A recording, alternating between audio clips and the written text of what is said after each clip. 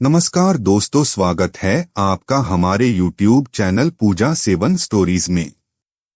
आज हम इस वीडियो में जानेंगे उन 7 संकेतों के बारे में जो बताते हैं कि परमात्मा की कृपा आप पर है। दोस्तों, अगर आप भी भगवान शिव के सच्चे भक्त हैं तो इस कथा को पूरा सुने।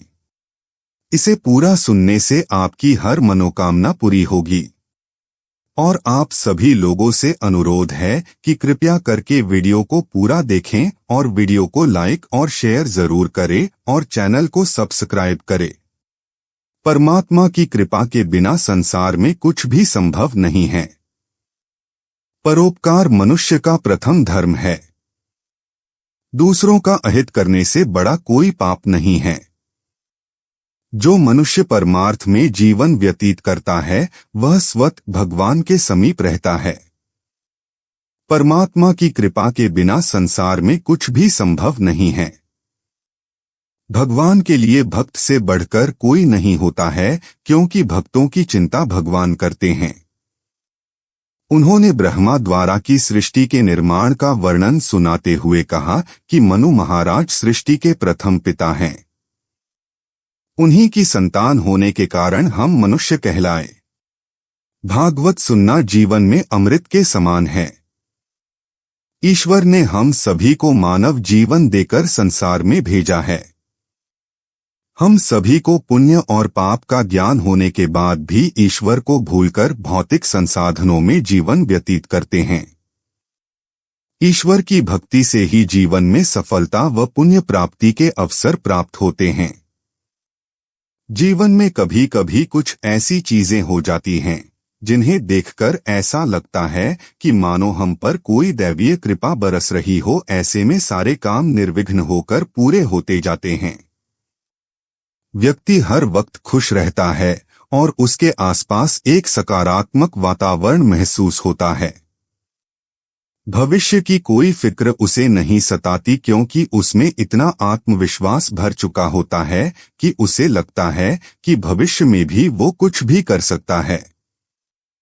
परमात्मा की कृपा होने पर मिलते हैं ऐसे 7 संकेत।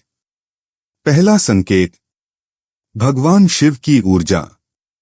जब भी आप ध्यान करेंगे तो आपको भगवान शिव की ऊर्जा या उनके स्वरूप का कभी न कभी आभास होगा। आपको सपने में भी शिव के नटराज रूप, योगी रूप, किसी अन्य दिव्य रूप की झलक अवश्य दिखाई देगी। भगवान शिव की दिव्यता से जुड़ने का एक संकेत यह भी है कि आपको उनसे जुड़ी चीजें संकेत के रूप में देखने को मिलते हैं, जैसे कि त्रिशूल दिखना, सर्प दिखना, अर्धचंद्र दिखना, विभूति दिखना या उनका वैरागी भाव दिखना। भगवान शिव के इन सभी संकेतों के आध्यात्मिक महत्व हैं। दूसरा संकेत, असीम शांति।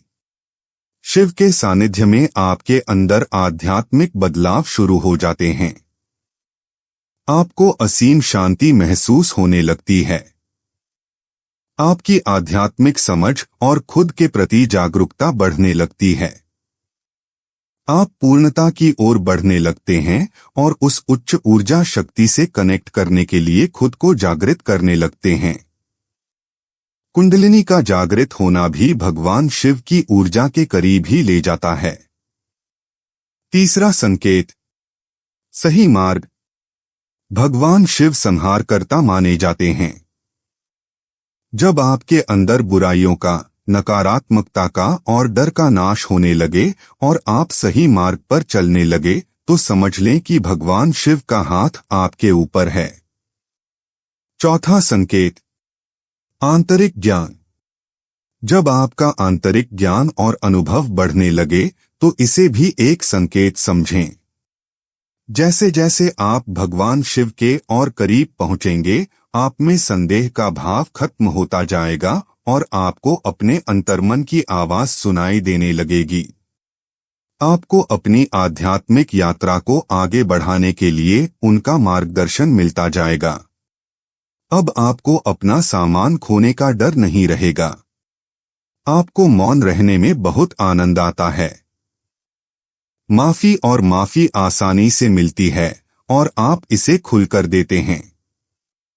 पांचवां संकेत, आत्मज्ञान।